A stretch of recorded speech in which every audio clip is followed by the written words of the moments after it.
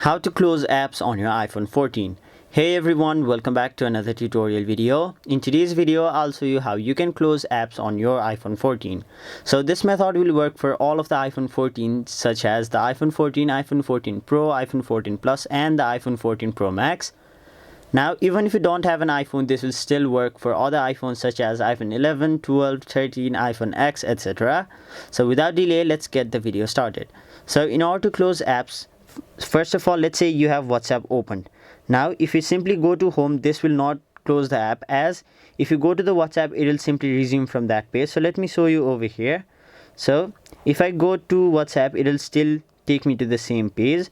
So if you want to close the app, what you'll have to do is simply swipe up and then hold your finger until you see this type of page, or you are taken to this type of page.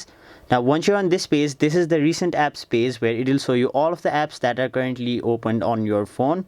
So in order to close them, all you have to do is simply swipe up, and now if you keep swiping, you will see that you have no recent apps opened. Now let's try opening WhatsApp again, and as you can see, it simply refreshed or reloaded the app.